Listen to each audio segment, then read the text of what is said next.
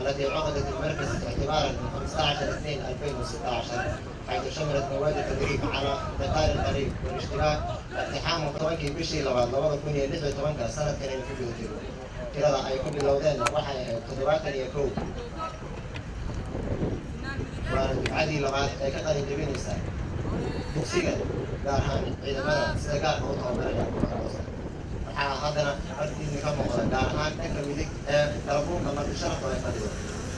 baabuur wada madaxda qaranka Soomaaliyeed waxayna ka mid tahay waxyaabaha ay ciidamada tababarka u qaateen waana sida loo ilaaliyo dadka gaarka ama dadka muhiimka ah ee dowladda ka tirsan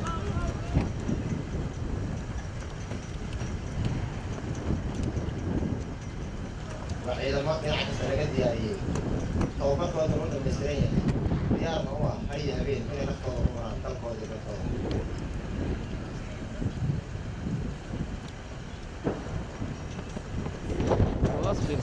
دفاع وقال ملح حكم ملح واسق او قطر صغير في دفاع وقال من حكم ملح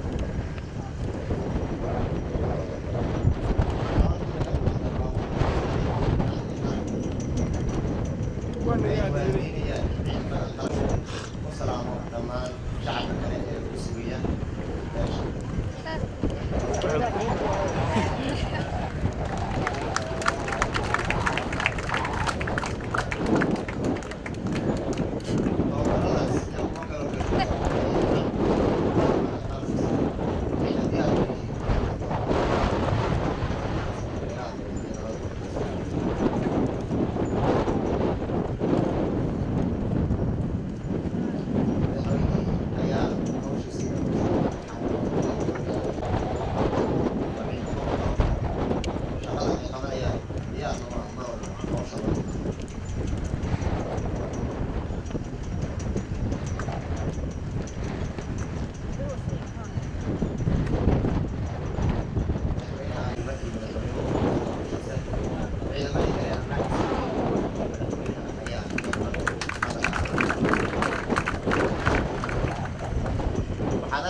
baabuurtii madaxda waday oo dhaqaaqday waxaad arkaysaan kooxaha ka tirsan argagixisada oo isku dayay inay dhibaato u geystaan madaxweynaha iyo wafdigii la socday waxaad arkaysaan baabuurkii madaxweynuhu la socday oo ka badbaaday argagixisadana waxay isku dayeen inay waxyeeleeyaan baabuurtii kale ee madaxda qaranka ay la socday argagixisada ayaa saxaabin xoog leh kala kulantay ilaaladii madaxweynaha xaaladdiisaan kooxihii argagixisada oo isku diyaarinaya inay xukunka guyi si ay uga badbaadaan qabashada iyo in gacanta lagu soo dhigo ciidamada xoogga dalka Soomaaliyeed gaar ahaan ciidamada sida gaarka u tababaran waxaad arkaysaan laba baabuur oo saaran yihiin ciidamada qaranka oo u soo dhacday goobtii wax ka dhaceen hal mar ayay wada degeen iyagoo koox kooxa waxayna isku diyaarinayaan inay gacanta kusoo dhigaan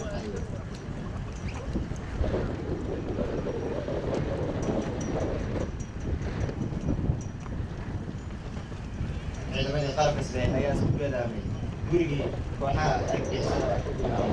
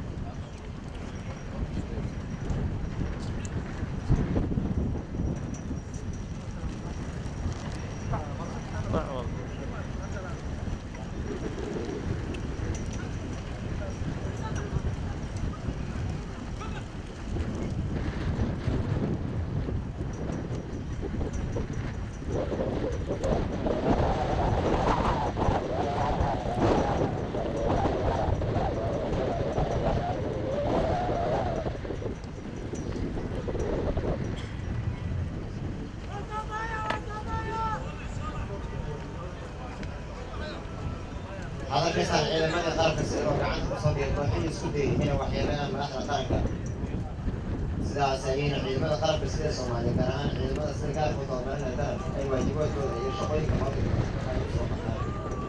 iyagoo mar walba diyaar u ah inay cadowga u galaan goobaha uu ku dhimanayo waana sharaf dhammaan ummadda Soomaaliyeed gaar ahaan ciidamada qaranka sida Soomaaliya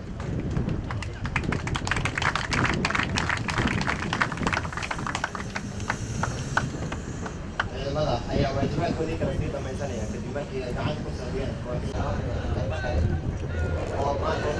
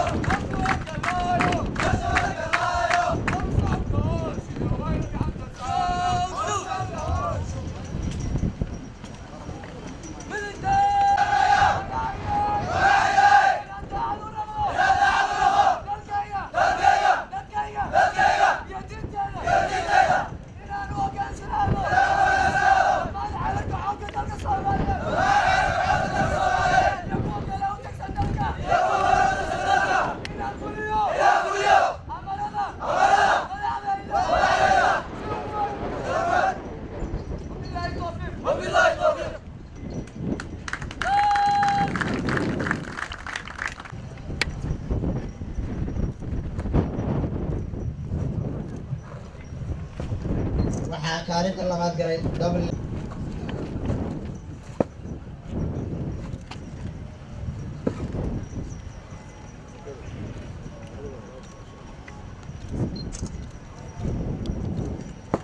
waxaa kaalinta saddexaad ku guuleystay double Maxamed Cabdilkariim Xuseen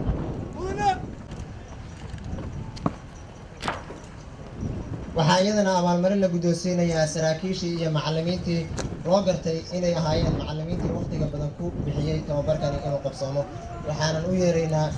laba xidig leh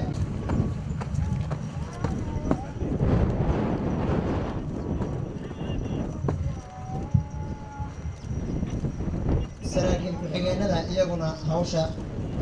wanaagsan qabtay ee maanta la abaalmarinayo waa saddex alif leh Cabdalla Cali Wardheere Xasan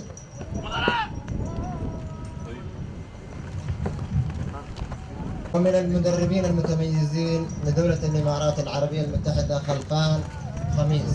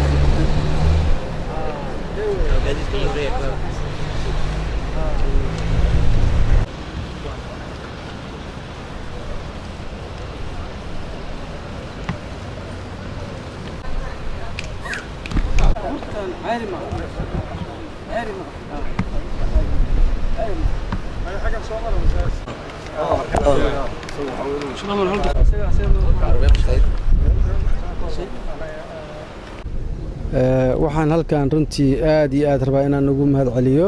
dowladda Masaarida oo safiirku hadda nagala joogo qalabkan musaacadada ah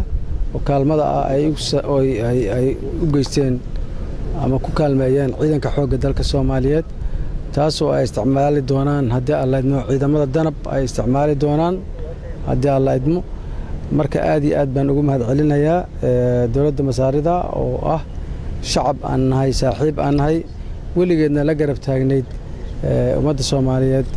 inay ka caawiso ama xag nabadgelyo ha noqoto ama xag dhaqaalaha ha noqoto ama xag waxbarasho ha noqoto aad iyo aad baan ugu mahadcelinayaa waxaan rajaynayaa inaan ku wareejiyo mataqaanaa qalabkan iyo alaabtan xoogga dalka Soomaaliyeed inaan ku wareejino ayaan muxuu ahaa anoo ka gudoomay safiirka qalabkan aad iyo aad buu mahadsan yahay aad iyo aad baan ugu mahadcelinaynaa assalaamu calaykum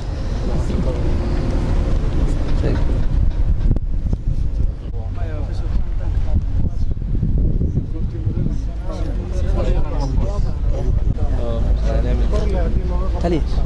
انت